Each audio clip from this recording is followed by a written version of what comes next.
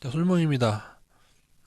코스피 주식 외국인 현물 동향, 주식 동향부터 말씀드리겠습니다. 아, 방금 동영상에 설명드렸지만 외국인 동향은 올해 1.1조, 1조 1천억 가량 순매수입니다. 코스피 같은 경우에요.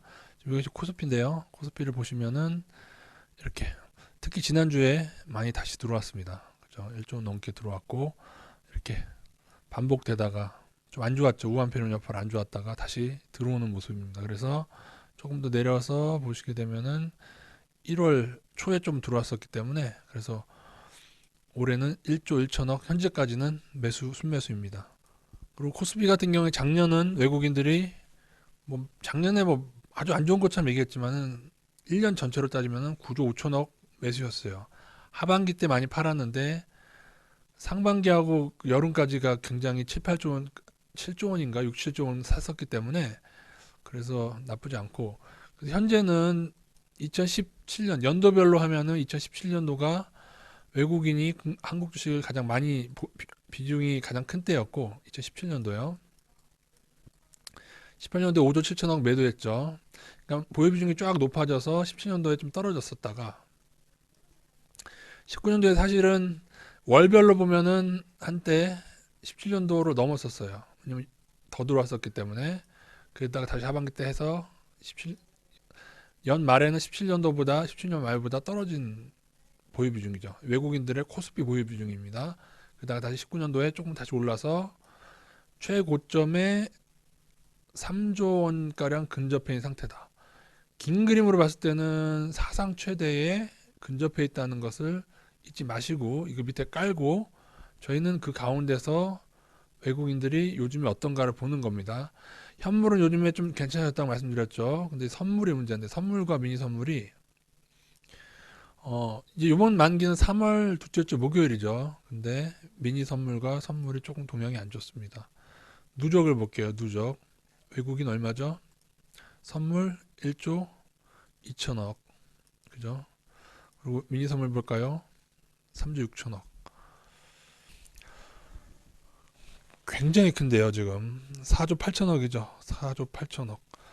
그러니까는 3월 둘째 주에 뚜껑을 열기로 돼 있는 그 토토에 이거 예측 토토에 외국인들이 4조 8천억이라는 엄청난 금액을 하방으로 투여하고 있다는 얘기입니다.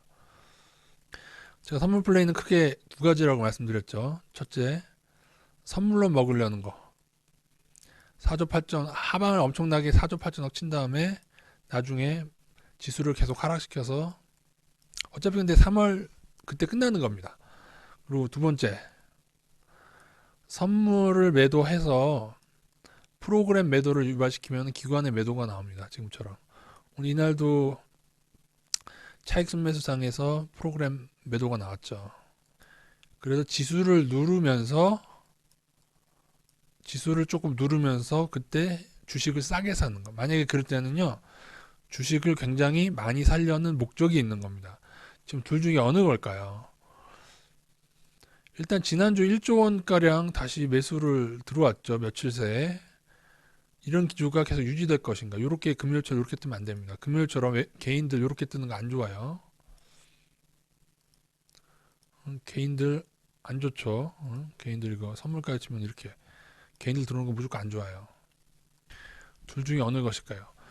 저는 개인적으로 현물만 본다면 여전히 저는 코스 한국 주식을 겁낼 필요는 없는 구간에 생각합니다. 당연하겠죠. 왜냐하면 외국인이 들어간 비중이 사상 최대 근접해 있는데 올해에 한 몇 조 원만 더 들어오면 사상 최대로 다시 늘어나는데 코스피 같은 경우에 코스닥은 좀 합치면 조금만 안 그렇긴 할 겁니다만 어쨌든 우리가 코스피만 투자한다고 했을 때 말이죠. 그런데 너무 크다. 그래서 한번 차트를 보겠습니다. 그래서 보통 시작할 때가 외국인이 선물 하방이 한 1조 원대라고 말씀드렸죠. 1조에서 뭐 1조 5천억, 뭐 가끔 1조 7천억인가까지 늘어났었다가 계속 늘어났다가 떨어지는데도 하방을 늘렸어요. 3조 원. 그래서 제가 조금은 이평선이 회복해서 다시금 반등 신호가 났음에도 조금 천천히 올리자. 우리가 조심하는 걸 이제 전략 매도 의견 되지 않았고 제가 최대한 50%까지 보통 30%에서 50% 정도 깨질 때마다 여기에서 각자 줄여가라고 말씀드렸죠. 그래서 여기까지 하락을 했을 때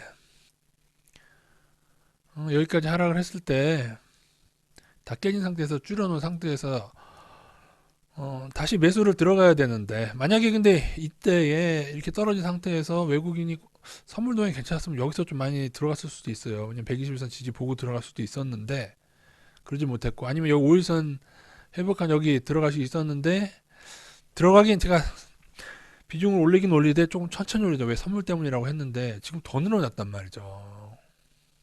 그러면 어떤 일들이 있을 수 있느냐?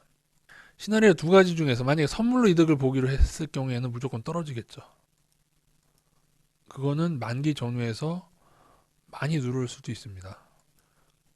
반등이 더 오더라도 계속적으로 외국인들이 하방을 뭐 5조 원 이상 계속 더 늘려간다면은 나중 오더라도 그 후에 만기 전후에서 크게 눌릴 수가 있다는 점 알아두시고, 아니면은 그냥 현물을 계속 사기 위해서 누르는 거라면 그것도 뭐 눌릴 수도 있겠죠. 선물 눌릴 수도 있는데 그거는 좀 폭락 형태보다는 조금 이렇게 낮은 가격을 주면서 현물이 많이 매수가 되면 다시 오르겠죠.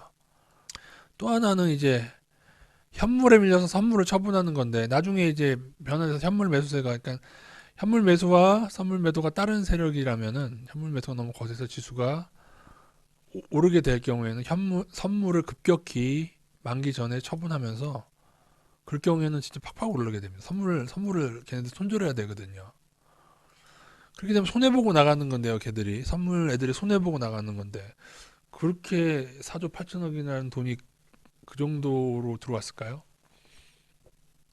지수를 움직이지도 못한 애가 그렇게 들어왔겠느냐고요. 또 하나는 나스닥을 움직이는 애들이 선물을 했을 경우에 나스닥이나 다우를 다시 조금 확 조정을 받게끔 시나리오가 짜져 있다면, 아니면 정치적으로나 미국에서 어떤 뭔가 이벤트가 있다면은 이렇게 늘릴 수가 있죠. 그래서 결론은 이거죠. 저는 코스피에 대한 외국인의 주식 매수에 대한 밸류에이션이나 저평가라는 그걸 의심하진 않습니다. 그러니까 중간중간에 단기적으로 눌리더라도 외국인이 계속 사게 되면은 코스피나 코스닥은 저평가되어 있고, 그렇기 때문에 외국인이 사는 거라고 보고 있는데, 그러니까 이게 양면인데요. 어차피 이제 외국인들이 나중에 지수를 2,500 혹은 3,000까지 올리기로 결정돼 있다고 하더라도, 그러려면 사실 지금 좀 징하게 털어야 돼요. 그죠? 이거는 징하게 털긴 터는데 징하진 않죠. 그죠? 징하진 않아. 이것도 이렇게 원래 이런데, 징하게 털려면 여기서 이렇게 땅 바닥까지 턴다니까요. 징하게 털려면 그런 샷이 한번 올 것인지, 그게 더 의문입니다. 근데 어차피 이제 토토는 기간이 정해져 있는 거예요. 그러니까 토토를 걸면은 경기하는 날이 정해져 있죠. 그 판돈이 오고 가는 날이 정해져 있잖아요. 3월 둘째 주 지나면은 요거 끝나기 때문에 그 후에는 계속 선물이 크게 해결되기 후에는 현물 동향을 더 중점적으로 봐야 되고, 이후에 만약에 이 증시가 현물이 1조 원, 2조 원, 3조 원 들어와서 사상 최대로 가게 되면, 그럴 때는 선물 좀 무관하게 보셔도 되고요. 그리고 또 하나 드리고 싶은 말씀은, 그럼에도 불구하고 뭐다?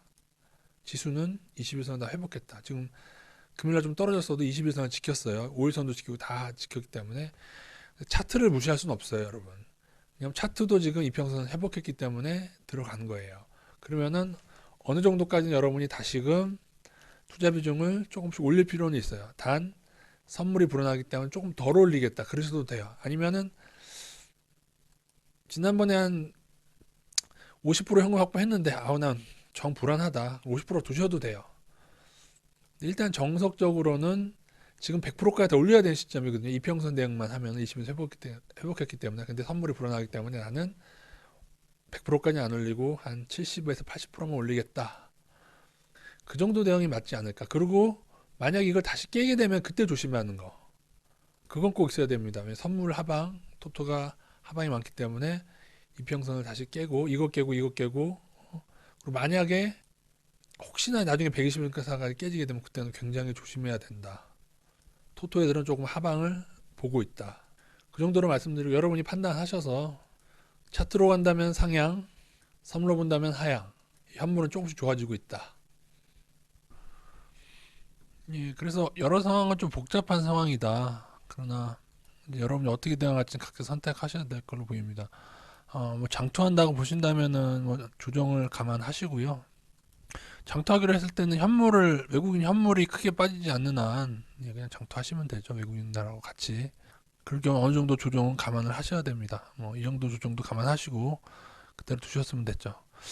어, 그런데 그래도 제 생각에는 2008년 같은 폭락은 피해야 되는데, 근데 그럴 때는 사실은 수조 원가량, 수십조 원이죠. 수십조 원가량 외국인들의 매도가 이미 일어난 상태에서 일어나기 때문에 현재로서는 외국인 수급만 가지고는 가능성이 크지 않지만, 근데 문제는 만약에 선물에 판돈이 막 5조 원 이상 넘어가고 글쎄요 7, 8조 원 되는 경우 흔하진 않은데 그럴 때는 좀 조심해야겠죠. 어쨌든 잠재적 위험은 나스닥이기 때문에 나스닥의 이 큰 버블이 무너지는 때를 저희가 보는 건데, 지난주는 사실 나스닥도 20일선을 살짝 이탈했었기 때문에 좀 더 조심했던 면이 있고요.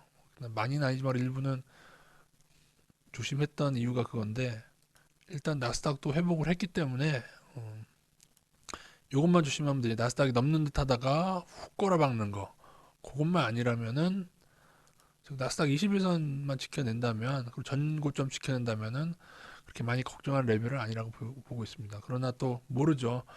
그 선물 하방을 친 애들이 나스닥 이렇게 가기로 돼 있다면 솔직히 걱정되는 건 나스닥 하나. 어? 나스닥이 크게 꼬라박으면은 영향 있는 그거 하나지. 나머지는 코스피 밸류에이션 보면 그냥 꾸준히 장투해도 된다고 저는 보고 있습니다. 어, 그러니까 결론이 이겁니다. 위로 움직이든 아래로 움직이든 여러분이 대응할 수 있을 정도로 하셔야지, 너무 전량 매수를 반복하다 보면 좋지 않다. 그리고 어떤 판단 내리시는지는 여러분이 종합적으로 판단하셔서 정하시면 될 것 같습니다. 예, 이상입니다.